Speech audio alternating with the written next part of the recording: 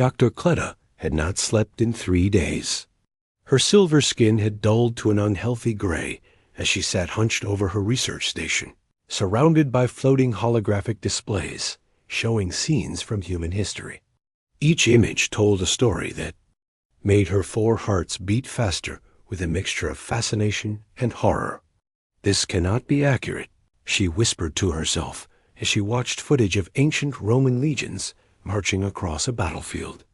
The translation computers had provided detailed explanations of what she was seeing, but her mind struggled to process the reality of organized violence on such a massive scale. Commander Zeftal approached her workstation with growing concern. His chief scientist had requested access to human historical records immediately after their first meeting, claiming she needed to understand the context of human military development. Now he wondered if that had been a mistake. "Cleta, you must rest," he said gently. "You cannot absorb the entire history of a species in a few days." She turned to face him, her large black eyes reflecting the images still playing behind her. "Commander, I must show you what I have discovered. These humans are not simply a violent species. They are something far more complex and terrifying." Zeftal settled into a chair beside her as she began to display her findings. The first images showed early human civilizations, small groups of hunters gathering food and building simple shelters. Nothing unusual there, similar to the development of most species. "Watch how quickly this changes," Cleta said, accelerating the timeline. Within moments, the peaceful settlements had become fortified cities. Armies marched between them carrying weapons of bronze and iron. Most species take tens of thousands of years to develop organized warfare. Humans accomplished this in mere millennia. The scenes shifted to show medieval battles, with thousands of armored warriors clashing with swords and spears. Massive siege engines hurled stones at castle walls, while arrows darkened the sky. The scale of destruction was unlike anything in the databases of peaceful species. "But this is still primitive compared to what comes next," Cleta continued. On Earth, Major Paul Henderson sat across from Captain Morden in a hastily constructed meeting room at the Pentagon. The massive Chronari warrior had requested a face-to-face discussion about human military history, and Henderson had been chosen as the military's representative due to his expertise in historical warfare. "Major Henderson, my people have been warriors for over 2,000 years, Morden began, his deep voice filling the room. "We understand the necessity of fighting to protect what is precious. But what we have seen of human warfare goes beyond anything we can comprehend." Henderson nodded carefully. He had been briefed on the alien visitors and their concerns about human military capabilities. The challenge was explaining humanity's violent past without making them seem like monsters. "Captain Morden, I understand your concerns. Human warfare did become quite destructive as our technology advanced. But it's important to understand the context. Our world contained many separate groups of humans, often competing for limited resources." Morden leaned forward, his red eyes intense. "Show me the progression. Help me understand how a species develops such efficient methods of destruction." Henderson activated a large display screen and began with the earliest recorded battles. He explained how human warfare had evolved from individual combat to organized armies, from bronze weapons to gunpowder, from single battles to campaigns spanning continents. "The key difference," Henderson explained, "is that humans learn to think systematically about warfare. We studied our enemies, developed strategies, and constantly improved our methods." Back aboard the alien observation ship, Dr. Cleta was showing Commander Zeftal footage from the American Civil War. Images of massive armies facing each other across open fields made both aliens feel physically ill. 600,000 humans died in this single conflict, Cleta said, her voice barely above a whisper. And this was fought between 2 groups of the same nation. They were killing their own people over political differences. Zeftel stared at the screen showing rows of cannons firing into masses of soldiers. How did their species survive such losses? That is exactly what disturbs me most, Cleta replied. They did not just survive. They learned from it. Each war taught them new ways to fight more effectively. Watch what happens when their technology advances. The images shifted to the First World War. Zeftal watched in growing horror as the display showed trenches stretching across entire continents. Poison gas drifted across battlefields where millions of soldiers fought in conditions that would break the spirit of any civilized being. 20 million dead, Cleta stated flatly, and they called it the war to end all wars. But it was not. The end, it was practice. She activated the next sequence showing the Second World War. The scale of destruction dwarfed everything that had come before. Entire cities burned under aerial bombardment. Millions of civilians died alongside the soldiers. Factory assembly lines produced weapons as efficiently as they had once made consumer goods.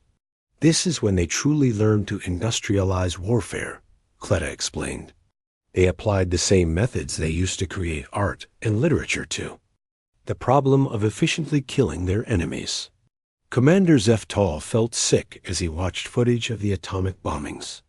The mushroom clouds rising over Japanese cities represented a level of destructive capability that most species never developed. Even after achieving interstellar travel in the Pentagon, Colonel Amy Watson had joined the discussion with Captain Morden. As a military linguist, she had been tasked with helping the aliens understand the terminology and concepts of human warfare. The atomic bomb was a turning point for our species, Watson explained. For the first time, we possessed the ability to destroy ourselves completely. It forced us to develop new ways of thinking about conflict. Morden's massive frame seemed to shrink as he processed this information. Your people created weapons capable of destroying your entire world, and continued to build more of them? It sounds insane when you put it that way, Henderson admitted. But the logic was that if everyone possessed such weapons, no one would dare use them. We called it mutually assured destruction. You created peace through the threat of total annihilation? Morden asked, his voice filled with disbelief. Watson nodded grimly. For several decades, that's exactly how we prevented another world war. Both sides knew that attacking the other would result in the complete destruction of both civilizations. Back on the observation ship, Captain Morden had returned to share his findings with the other observers. Despite being from a warrior culture himself, he seemed shaken by his conversations with the human military representatives. They think differently about warfare than any species I have encountered, he reported to the assembled alien crew. My people fight for honor, for territory, for survival. But humans have developed warfare into a science. They study it, refine it, and pass the knowledge down through generations. Dr. Cleta activated a new display showing modern human military exercises. This footage was taken just last year. Watch how they coordinate airstrikes, ground forces, and naval operations across multiple continents simultaneously. The aliens watched jet fighters streak across the sky while tanks maneuvered across desert terrain thousands of miles away. Communications networks coordinated the movement of hundreds of thousands of soldiers with precision that impressed even the most advanced alien technologies. They have war colleges where they teach the art of battle, Cleta continued. They study historical campaigns the way we study music or poetry. For humans, warfare is not just survival. It is a form of applied intelligence. Commander Zeftal found himself struggling to reconcile what he was seeing with the humans he had met. Captain Rodriguez had seemed honorable and peaceful, genuinely excited about the possibility of joining a galactic community. Dr. Stone had spoken eloquently about human achievements in science and art. Yet these same humans came from a species that had perfected the art of mass destruction. "Show me their most recent conflicts," he requested. The displays changed to show modern warfare in Iraq and Afghanistan. Drones flew overhead gathering intelligence, while special forces units moved through urban environments with surgical precision. Satellite networks tracked enemy movements, while computer systems calculated optimal strike patterns. This level of technological integration in warfare exceeds what most council species achieve in their civilian industries, Captain Morden observed. They have turned battle into a form of performance art. Dr. Kletta pulled up statistics that made everyone in the room fall silent. In the past century alone, humans have fought in over 150 major conflicts. They have developed over 300 distinct military strategies. Their weapons research has driven advances in metallurgy, chemistry, computer science, and aerospace engineering. They fight so efficiently that war itself has become a driving force for technological advancement, she continued. Each new conflict teaches them something that makes the next one more devastating. Commander Zeftal stared at the data in disbelief. "Are you telling me that this species has used warfare as a method of accelerating their scientific development?" "That appears to be exactly what happened," Kletta confirmed. General Richard Barnes stood in the command center overlooking the Nevada desert, watching as the largest military exercise in human history prepared to begin. The request from the alien visitors had been unexpected but clear. They wanted to observe a demonstration of current human military capabilities. What they got was about to exceed their worst fears. "All units report ready status," came the voice of Admiral Nancy Foster from the communications panel. Her naval forces waited offshore, ready to provide support for the joint exercise that would showcase air, land, and sea power in perfect coordination. Barnes had spent 35 years in the military, rising through the ranks during some of humanity's most challenging conflicts. He understood strategy and tactics better than most, but even he felt a sense of awe at the scale of what was about to unfold. Every branch of the armed forces had contributed their best units for this demonstration. "Alien observers are in position and monitoring all frequencies," reported Colonel Danny Clark, the Special Forces commander who would be leading the most sensitive part of the exercise. "They have requested full access to our communications so they can understand our coordination methods." Barnes nodded grimly. The aliens had no idea what they were about to witness. Human military doctrine had evolved far beyond simple force application. Modern warfare was about information, timing, and the ability to apply overwhelming power at exactly the right moment. High above in orbit, Commander Zeftal and his team watched their observation screens with growing unease.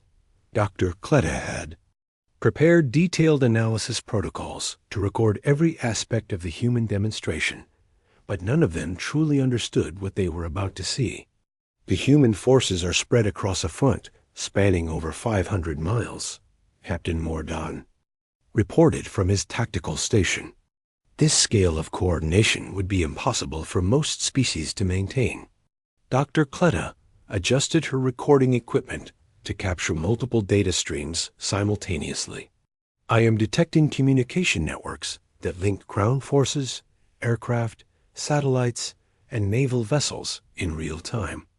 The complexity of their command structure rivals our most advanced civilizations." The exercise began at exactly 0600 hours with what the humans called a preparatory bombardment. From their orbital position, the aliens watched in stunned silence as the desert erupted in carefully controlled explosions. Artillery pieces fired from positions dozens of miles apart, their shells arriving at target coordinates with precision measured in meters.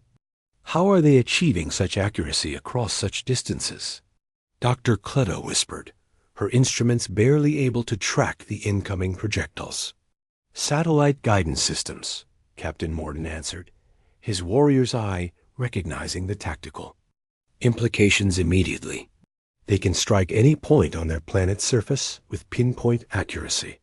The artillery barrage lasted exactly 15 minutes before switching to the next phase. Fighter jets screamed overhead at speeds that pushed the limits of human technology, their bombs adding to the destruction below while maintaining perfect formation discipline. General Kevin Ross commanded the ground forces from a mobile command vehicle that coordinated thousands of soldiers across multiple battle zones simultaneously. His communications network processed information from reconnaissance drones, satellite imagery, and forward observers to create a complete picture of the simulated battlefield. Phase 2 is commencing, Ross announced to his subordinate commanders. All units advance according to pre-planned vectors. Maintain communication protocols and report any deviations from expected resistance. The alien observers watched in fascination and horror as human soldiers moved across the desert like a perfectly choreographed dance. Infantry units advanced under covering fire from tanks, while helicopters provided close air support. Every movement seemed calculated to maximize effectiveness while minimizing exposure to enemy fire. They move as if they share a collective mind, Commander Zefdal observed. Each unit knows exactly where the others will be and what they will do. Dr. Kletta was recording communication intercepts that revealed the true sophistication of human military coordination. They are processing information at a rate that exceeds the computational capacity of most galactic civilizations. Each soldier receives real-time updates about battlefield conditions, enemy positions, and friendly force locations. The demonstration continued with a simulated urban warfare scenario. The aliens watched as Colonel Clark's Special Forces units infiltrated a mock city constructed specifically for the exercise. Using night vision equipment and silenced weapons, the human soldiers moved through buildings with the efficiency of apex predators. Target acquired, came Clark's voice over the communication network. Hostile eliminated with minimal noise signature. Proceeding to next objective. Captain Morden found himself leaning forward as he watched the tactical display. They're small. Unit tactics are more sophisticated than anything my people have developed. They clear buildings methodically, leaving no room for ambush or surprise. The Special Forces demonstration included hostage rescue scenarios that made the alien observers question everything they thought they knew about precision warfare. Captain Troy Williams led a team that breached a building, eliminated multiple targets, and extracted simulated hostages in under 4 minutes. How do they train soldiers to operate with such coordination? Dr. Kletta asked. The level of trust and communication required would take our species decades to develop. Years of constant practice, came the reply from their human liaison, Major Paul Henderson, who was monitoring their observations. Every human soldier drills these scenarios until they become second nature. We call it muscle memory. The exercise escalated to demonstrate combined arms tactics that involved all service branches working together. Admiral Foster's ships launched cruise missiles that traveled hundreds of miles to strike targets with surgical precision, while General Ross's ground forces advanced under their protective umbrella. Targets eliminated with zero collateral damage to surrounding structures. Foster reported, proceeding to next fire mission. The aliens realized they were witnessing something beyond their understanding of warfare. This was not the crude violence they had expected, but a form of applied science that turned destruction into an art form. Lieutenant Sam Peterson commanded an urban assault team that demonstrated room-clearing techniques developed through years of real combat experience. His soldiers moved through the mock city like water flowing around obstacles, each man knowing exactly where his teammates would be and what they would do. Contact front, Peterson called out as his team encountered simulated enemies, engaging with non-lethal suppression. Target down, moving to next room. The precision with which human soldiers eliminated threats while avoiding harm to non-combatants impressed even Captain Morden. They fight with more care for innocent life than most species show in their daily activities. He admitted Dr. Cleta was beginning to understand something that terrified her more than the raw violence she had expected. They have turned warfare into a science of protection. Every tactic is designed not just to defeat enemies, but to minimize harm to those who cannot defend themselves. The demonstration reached its climax with a massive amphibious assault that showcased the full range of human military capabilities. Marines stormed across the desert in vehicles that could traverse any terrain, while attack helicopters provided covering fire from above. Sergeant Tim Brady led one of the assault teams, his voice calm and professional despite the chaos around him. Landing zone secured. No casualties. Proceeding to establish defensive perimeter. The coordination required to move thousands of soldiers, vehicles, and aircraft in perfect synchronization was beyond anything the alien observers had ever seen. Every aspect of the operation had been planned down to the minute, with contingencies for dozens of possible complications. They planned for failure, Captain Morden realized. Every operation includes multiple backup plans and alternative objectives. They assume something will go wrong and prepare accordingly. Corporal Helen Martinez demonstrated individual soldier capabilities that amazed the watching aliens. Her marksmanship with both rifle and sidearm placed rounds exactly where she intended, at distances that challenged the limits of human vision. Her movement through cover showed an understanding of terrain that seemed almost supernatural. Each human soldier is trained to operate independently if necessary, Major Henderson explained to the alien observers. They can complete missions even if separated from their units and cut off from command. As the exercise concluded, the aliens found themselves staring at casualty reports that defied their understanding of warfare. Despite the massive scale of the operation and the realistic nature of the training, human losses were minimal. Advanced medical teams had treated, simulated injuries with efficiency that saved lives even in the middle of active combat. They fight to win, but they also fight to preserve life, Dr. Cleta observed. Even in the midst of destruction, they maintain systems designed to heal and protect. Commander Zeftal felt a chill run through his entire body as he processed what they had witnessed. This was not the mindless violence of a savage species, but something far more disturbing. The Grand Council Chamber of the Galactic Alliance had never hosted a debate quite like this one. Representatives from 47 different species filled the vast circular amphitheater, their various forms creating a tapestry of biological diversity that spoke to millions of years of peaceful evolution. But today, the harmony that usually characterized their meetings was shattered by fear. Commander Zeftal stood at the central podium, his golden eyes reflecting the soft lighting as he prepared to deliver the most disturbing report in Council history. Around him, the greatest minds of galactic civilization waited to hear about the species called humanity and whether they represented an opportunity or a threat beyond imagination. Honored representatives, Zeftal began, his voice carrying clearly through the chamber's acoustic systems. I must inform you that our evaluation of the human species has revealed capabilities that challenge our fundamental understanding of civilized development. Elder Soft Wind of the Luminary delegation rose gracefully from her crystalline seat, her translucent form shimmering with nervous energy. The Luminari had achieved spaceflight through pure intellectual advancement, never having experienced warfare in their entire evolutionary history. Commander Zeftal, your preliminary reports spoke of a species with artistic and scientific achievements worthy of council membership. Are you now suggesting this assessment was incorrect?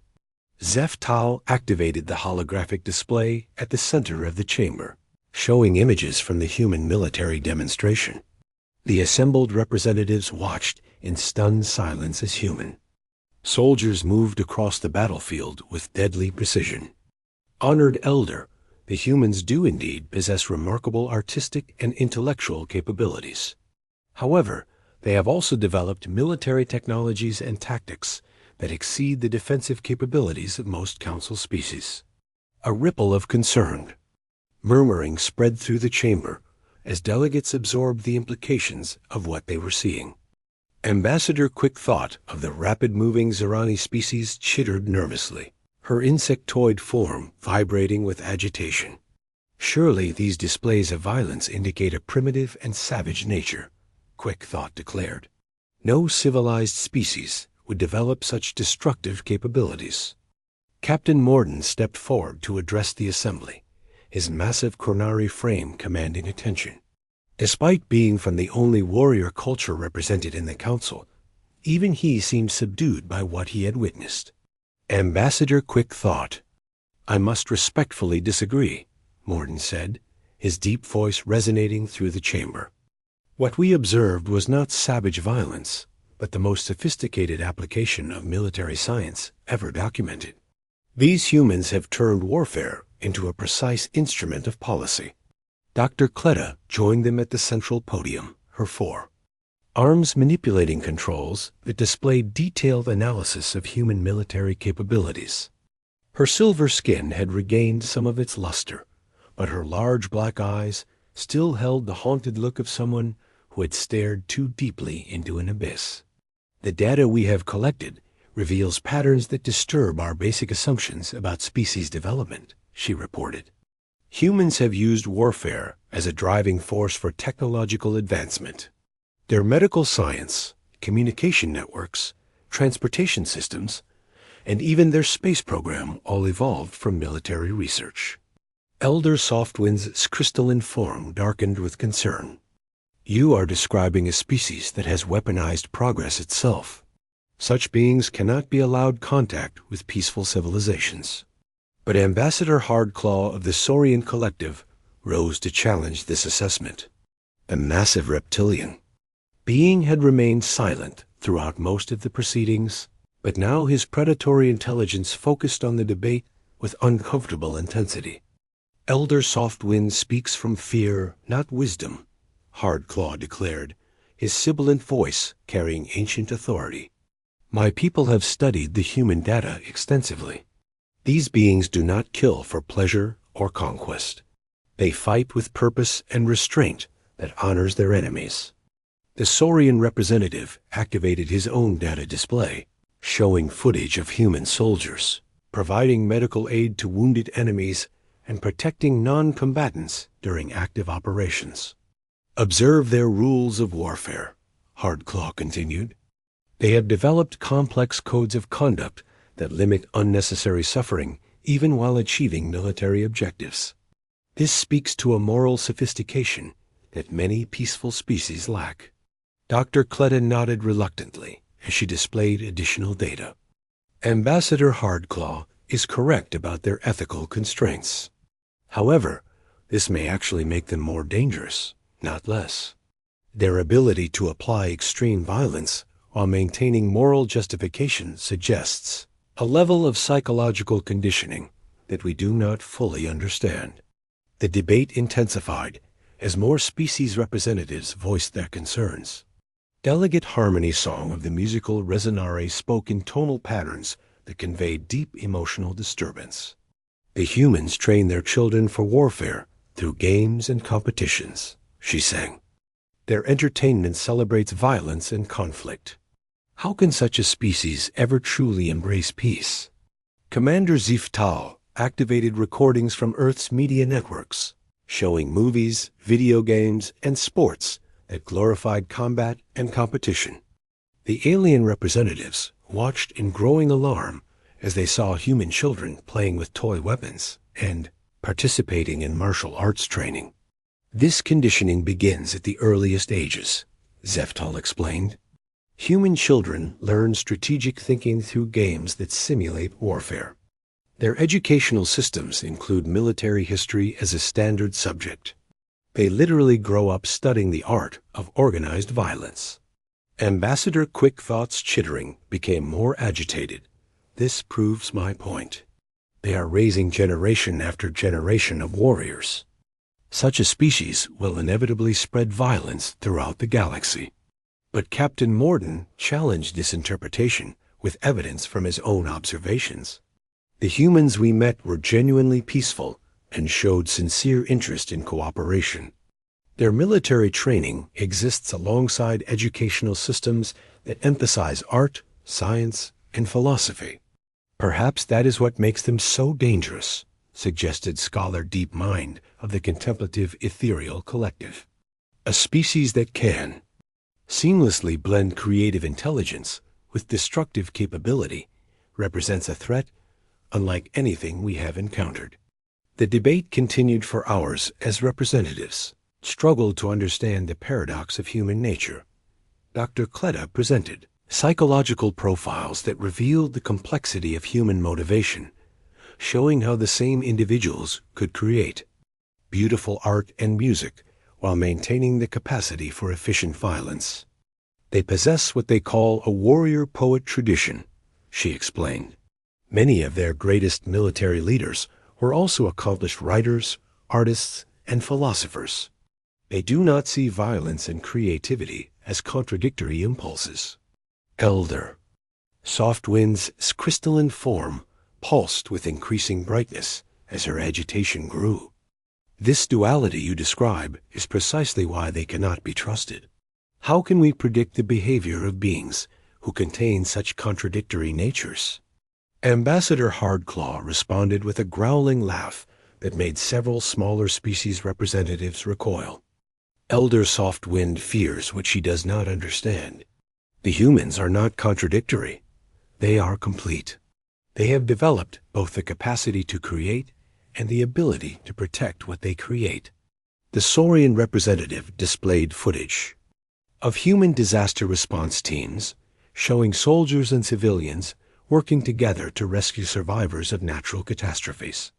The same organizational skills and equipment used for warfare had been redirected to save lives and rebuild communities.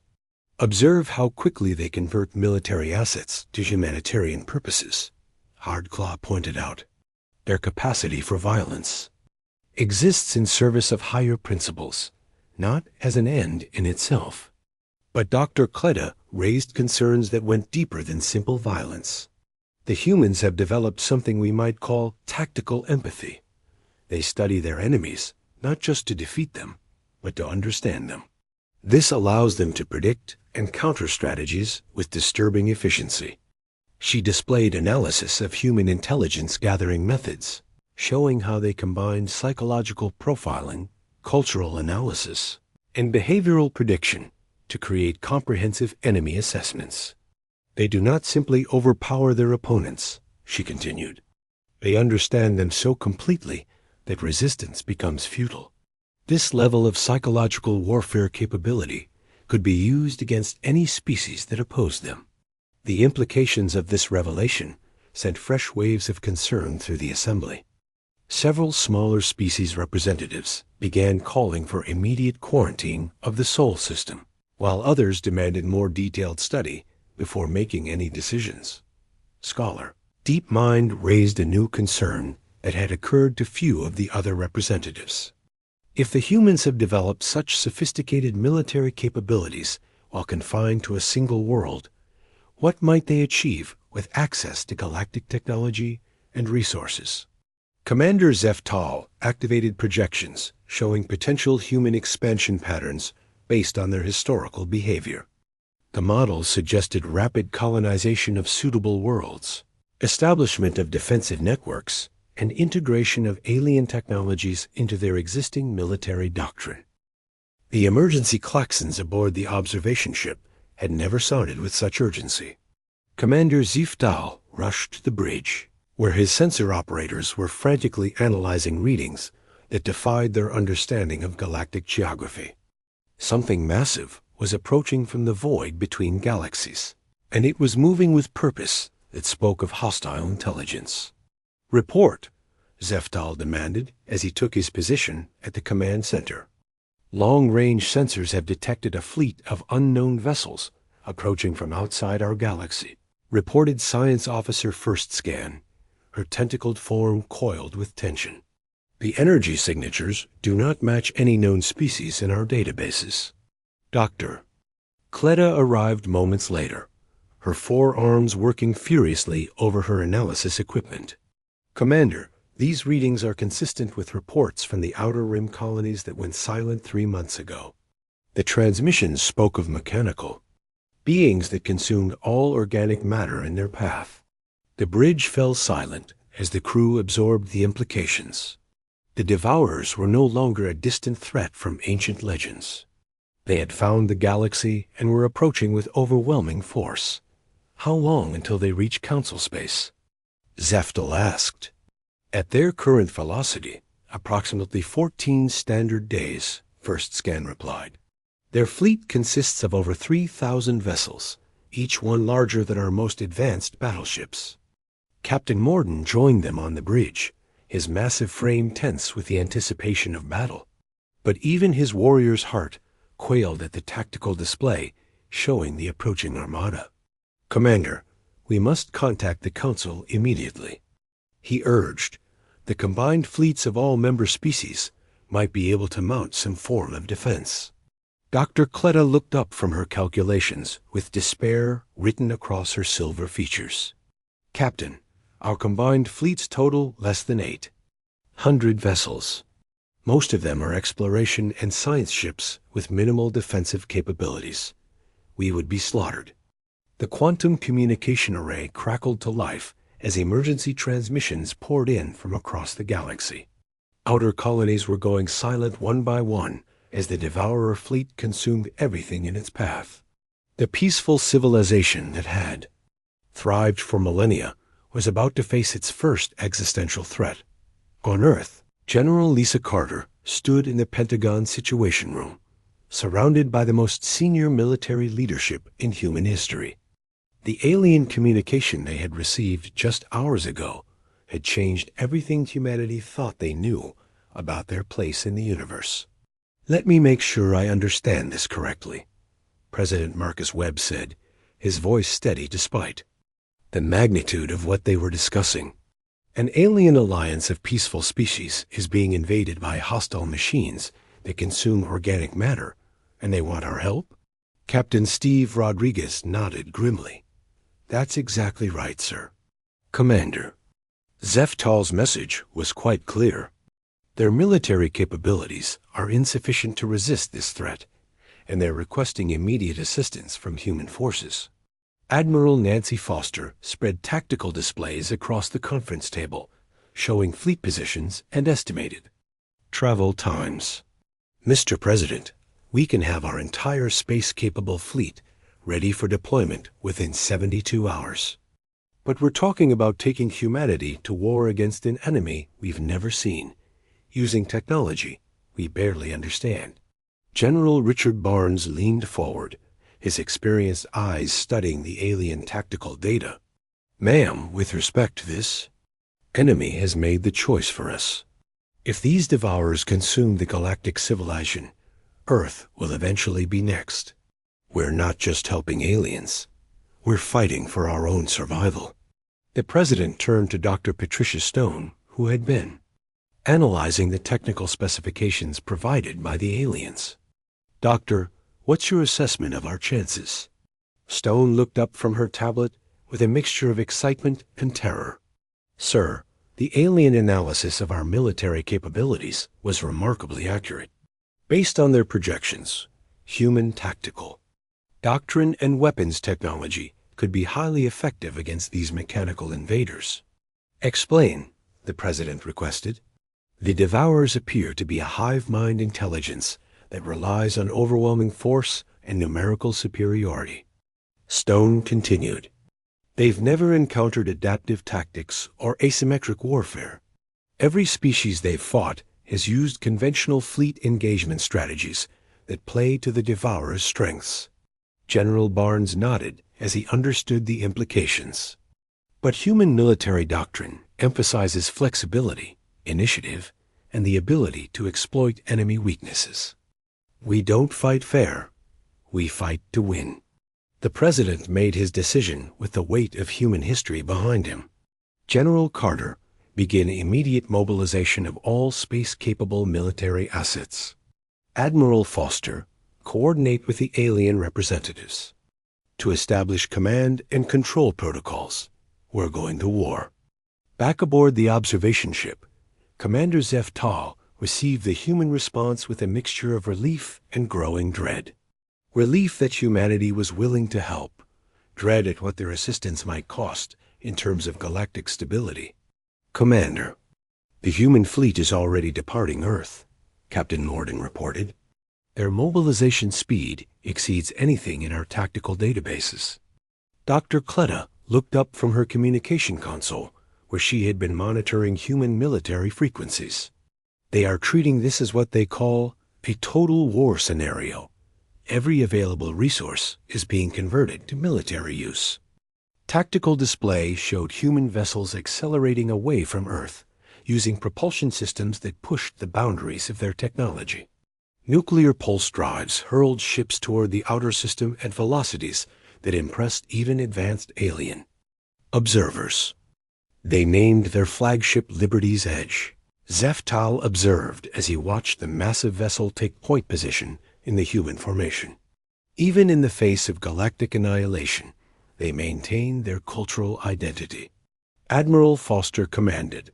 The human fleet from the bridge of Liberty's Edge, surrounded by tactical displays that showed the disposition of forces across multiple star systems. The ship itself represented the pinnacle of human engineering, equipped with weapons that could crack planets and defensive systems designed to survive anything the galaxy could throw at them. All vessels report ready for hyperspace transition. Came the voice of Captain Tony Blake from the escort destroyer Guardian's Fire. Human task force stands ready to engage unknown hostiles. Foster activated the fleet communication system, her voice carrying to every human ship preparing to enter combat. This is Admiral Foster to all vessels. Today, we fight not just for humanity, but for every peaceful species in the galaxy.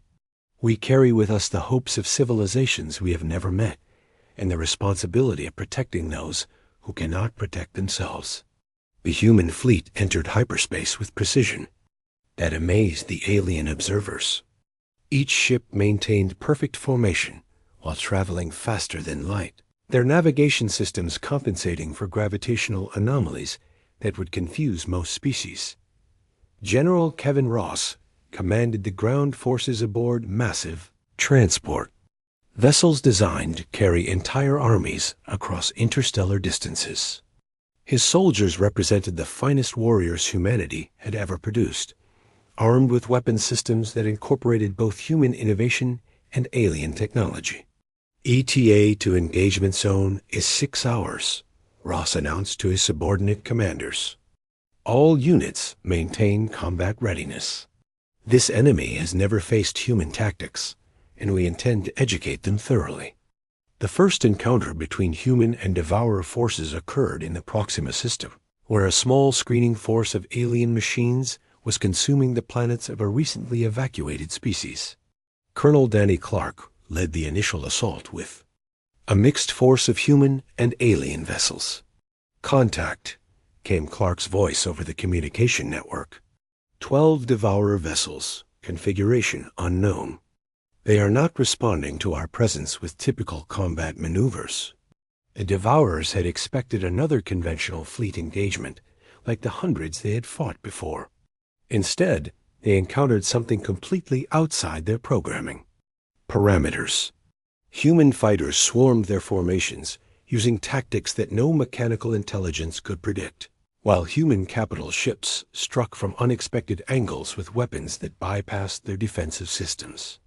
Enemy vessels are attempting to adapt to our tactics, reported Captain Lisa Morgan from the cruiser Defiant Strike.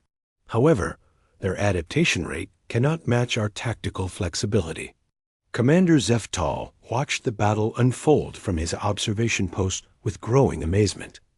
The humans were not simply overpowering their enemies. They were systematically dismantling a force that had conquered dozens of star systems. They fight as if they understand the enemy better than the enemy understands itself, Dr. Kletta observed. How is such rapid tactical assessment possible? Captain Morden provided the answer that would echo through galactic history. Because humans do not fight like machines, or even like most organic species. They fight like humans. And that makes all the difference. The battle for Proxima lasted only 4 hours. When it ended, 12 Devourer vessels had been reduced to scrap metal, while human losses numbered 0. But more importantly, the human forces had captured intact Devourer technology and prisoners for analysis. Admiral Foster, this is Colonel Clark, came the transmission from the battlefield. Mission accomplished. The alien ship moved through space like a shadow that did not want to be seen. Commander Vex High stood on the bridge of the Silent Whisper and watched the blue planet grow larger on his screen. Earth looked peaceful from this distance, but Vex High knew looks could trick you. Every world they had conquered looked peaceful until they started the cleansing.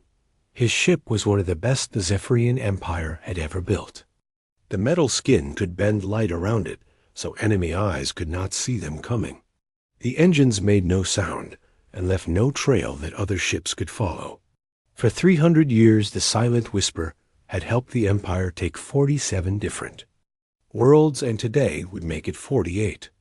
Krita worked at her station nearby, and her 4 arms moved fast across the control panels. She was the best scan officer in the fleet and could tell you everything about a planet just by looking at it for a few minutes. Her green skin had dark spots that showed she was excited about something new to study. Commander, the humans are even more basic than we thought, she said without looking up from her work. Their ships use old fire rockets to move through space. The metal they build with is simple iron and steel, like children might use for toys. I count maybe 200 ships around their whole system, and most of them look broken. Vex High clicked his teeth together, which was how his people showed they were happy. Perfect. The High Command wants this system cleared fast so we can move on to the next target. How long until we can start the cleansing? 3 days, sir. We need to scan their biggest ships first to make sure they have no weapons that could hurt us. Then we send in the war fleet and remove all the humans from their planets. The Zephyrian Empire had been doing this same thing for so long that it felt easy now. Find a young race that had just learned to travel between planets. Watch them for a few days to see what weapons they had. Send in ships to destroy anything that could fight back. Take all the good planets for the Empire and leave the rest as empty rocks floating in space. Humans looked like they would be easiest conquest yet. Krita had been watching their radio signals for weeks, and the messages were simple and slow. Their computers were basic machines that could barely do math. Their weapons were metal tubes that shot small pieces of metal, using tiny explosions. Even their biggest warships looked like they had been put together by workers who did not really know what they were doing. Sir, I am seeing a human ship near the 4th planet, Krita said, and pointed at her screen. It appears to be damaged and drifting without power. This would be perfect for a close scan. Vex High looked at the image she was showing him. The human ship was about the same size as a Zephyrian destroyer, but it looked rough and ugly. Black marks covered the outside like it had been in a fight and lost. One end looked bent and twisted like something had hit it very hard. No lights were showing, and it was not moving at all. Can you scan it without them knowing we are here? He asked. Yes, sir. The ship appears to be dead in space. Even if some humans are still alive inside, they would not have enough power to see our scan beam. Do it. I want to know everything about that ship before we start the real attack. The Silent Whisper moved closer to the human vessel, and Krita began her deep scan. The beam could see through metal and tell them exactly what was inside any ship. It could count how many people were on board and what weapons they carried. It could even read the computer files if the ship was not protected by special shields. As the scan beam touched the human ship, Vex High felt confident about what They would find the humans would have maybe 50 crew members inside. They would have simple weapons that shot metal bullets. Their computers would be full of basic information about human colonies that the Empire could use to plan attacks on other worlds. On board the human ship, things were very different from what Vex High expected. Captain Jake Morrison stood in the command center and watched alien energy patterns wash over his vessel. He had been waiting for this moment for 3 days ever since his long range. Sensors had detected the alien probe entering the solar system. "They are scanning us now, sir," said Lisa Park from her position at the engineering station. "The beam is trying to read our power systems and crew areas." Morrison was a tall man with gray hair who had spent 30 years learning how to fight. In space, his face showed no emotion as he watched the alien scan continue. "Good. Let them see exactly what we want them to see." Chief Engineer Park was one of the smartest people Morrison had ever worked with. She could make a ship computer do things that even the people who built it said were impossible. Right now, she was using every trick she knew to fool the alien scanners. "The faked power readings are holding steady, sir," she reported. "To them, it looks like we are running on emergency power only. The weapons are showing as simple projectile systems, and the crew count is reading as 200 humans. Perfect. What about our real systems? All hidden behind the masking field. They cannot see the quantum cores or the plasma weapons. The main computer is running in stealth mode, so they think we only have basic navigation systems." Morrison smiled, but it was not a happy smile. Humanity had been preparing for this day for 50 years, ever since they first detected alien radio signals from distant stars. They had built ships that looked primitive on the outside, but carried the most advanced weapons humans had ever created. They had trained soldiers who could fight in any environment against any enemy. Most importantly, they had learned to think like warriors instead of explorers. Ryan Brooks worked at the tactical station, and his job was to track enemy ships and plan battles. He was young, but he had studied every alien contact scenario the military had ever imagined. "Sir, I count 12 more alien ships hiding in the outer system. They think we cannot see them, but our sensors are much better than they know." "Weapons." "Status?" Morrison asked. "All rail guns are charged and ready. Plasma torpedoes are loaded. Point defense systems are online. The nuclear mines we dropped yesterday are still in position around their ships." Morrison walked over to the communication station where Amy Chun was listening to alien radio signals. She wore special headphones that could translate any language once the computer learned enough words and patterns. Her screen showed lines of alien text that slowly changed into English as the translation program worked. "What are they saying?" Morrison asked. "They are very confident, sir. The scan officer is telling her commander that humans are primitive and weak. They plan to destroy all our ships and colonies in something they call a cleansing protocol."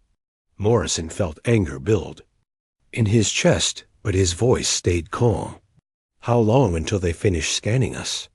"Maybe 10 more minutes, sir. They want to be sure we have no weapons that could hurt them. Then we wait. Let them learn everything they think they need to know. When they try to board us or attack our colonies, they will get a very big surprise." The alien scan beam continued to wash over the iron wind, and every second made the Zephyrians more confident the humans would be easy to defeat. They saw exactly what the human crew wanted them to see. A damaged ship with primitive weapons and scared crew members who had no idea that aliens even existed, but hidden beneath the false readings. The Iron Wind was one of the most dangerous warships ever built by human hands. Its weapons could destroy planets, and its shields could stop almost any attack.